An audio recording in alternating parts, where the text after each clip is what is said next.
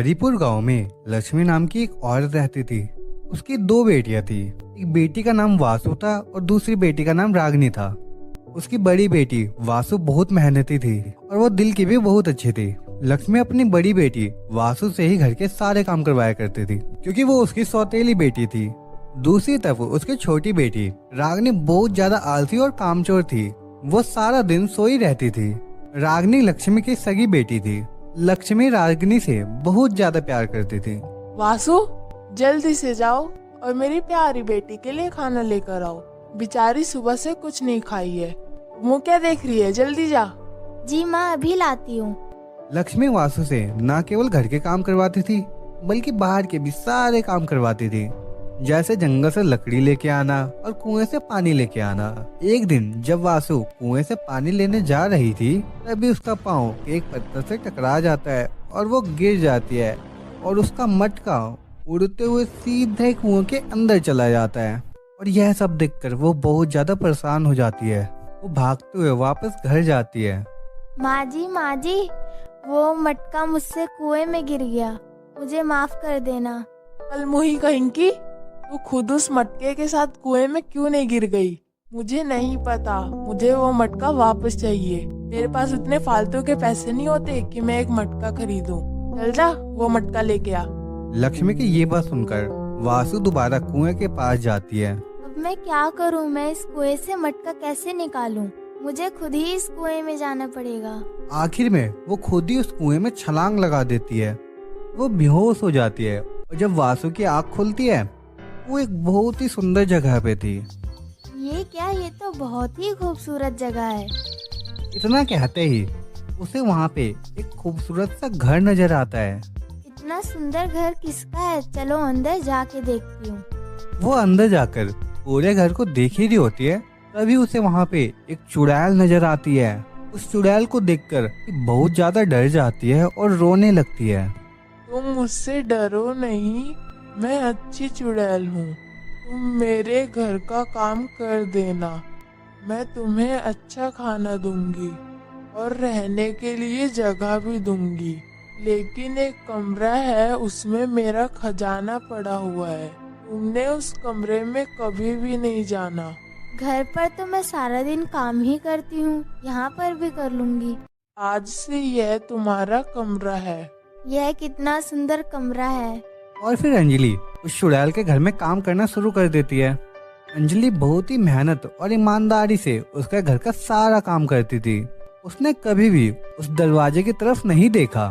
चुड़ैल जी, मुझे घर की बहुत ज्यादा याद आ रही है। मुझे घर वापस जाना है। तुम बहुत अच्छी लड़की हो। तुमने मेरे घर का काम सही तरीके से किया और उस दरवाजे को कभी नहीं खोला। मैं तुम्हें इनाम देना चाहती हूँ। तुम मेरे साथ साथ आओ। वो फिर वासु को उस कमरे में लेके जाती है और वासु के ऊपर उस कमरे में जाते ही सोने की बारिश होने लगती है और धीरे धीरे वो पूरी की पूरी सोने से ढक जाती है। चुड़ैल जी, आपका बहुत बहुत शुक्रिया। इसके बाद चुड़ैल अपने जादू से वासु को उसके घर वाले कुएं के पास भेज देती है। और जब वासु अपने घर पहुंचती है तो वो टाइम देखती है तो वहाँ पे सिर्फ 1 घंटा ही बीता होता है। जब लक्ष्मी वासु को इतने सारे सोने के साथ देखती है, वो बिल्कुल ही हैरान हो जाती है। वासु, तो इतने देर से कहाँ थी और तुझे इतना सारा सोना कहाँ से मिल गया? फिर वासु उसे सारी बात बता देती है। वासु की ये सारी बातें सुनकर लक्ष्मी अपनी बेटी के पास जाती है और उससे कहती है, तुझे पता है, वासु को बहुत सारा सोना मिला है। एक काम कर, तू भी उस कुएं के पास जा और वहां से खूब सारा सोना लेके आना। रागनी भी उस कुएं के पास में जाती है और वो भी उस कुएं में छलांग लगा देती है। और जैसे ही रागनी को होश आता है तो वो भी एक बहुत ही खूबसूरत जगह पे पहुंच जाती है। यह तो वाकई में बहुत खूबसूरत जगह है। वो शायद चुड़ैल का ही घर है। और ये कहकर रागनी उस घर में चली जाती है। क्या आपको काम करने वाले की जरूरत है? मैं आपका घर का सारा काम कर दूंगी। हाँ, मुझे घर में काम करने वाले की जरूरत है। तुम मेरे घर का सारा काम कर देना, मैं तुम्हें अच्छा खाना दूंगी। बस एक खजाने का कमरा है, तुमने उस दरवाजे को नहीं खोलना।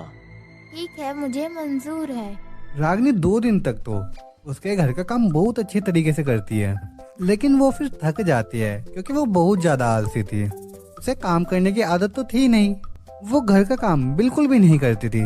वो दिन भर आराम करने लगी और एक दिन उसके मन में एक ख्याल आता है। यह तो बड़ा मुश्किल काम है। पता नहीं वासु इतना सारा काम कैसे कर लेती थी। मुझसे इतना सारा काम नहीं होता। ऐसा करती हूँ, उस कमरे से सोना उठा लेती हूँ और यहाँ से भाग जाती हूँ। वो चोरी चुपके उस कमरे में जाती है और जैसे ही वो उस कमरे में पहुंचती है, उसके ऊपर गोबर की बारिश होने लगती है। वो गोबर से पूरी ढक जाती है और तभी वहाँ पे वो चुड़ैल भी आ जाती है। तुम जैसे लालची इंसानों का मुझे अच्छी तरह पता है। तुम जिस चीज के हकदार थी वो चीज तुम्हें मिल गई है। अब मैं तुम्हें वापस भेज रही हूँ। फिर वो चुड़ैल रागनी को भी उस कुएं के पास में भेज देती है और फिर रागनी उदास मन के साथ अपने घर की तरफ वापस जाने लगती है। और जब वो घर पहुंच जाती है, लक्ष्मी उससे कहती है, क्या हुआ, तू सोना लेकर नहीं आई? तू तो खाली हाथ आ गई है। मुझसे इतना काम नहीं होता। तू 2 दिन वहाँ काम नहीं कर सकती थी? तेरा भी क्या फायदा, इतना अच्छा मौका हाथ से निकल गया। तो दोस्तों, इस कहानी से हमें ये सबक मिलता है कि लालच बहुत बुरी बला है और हमें लालच नहीं करना चाहिए।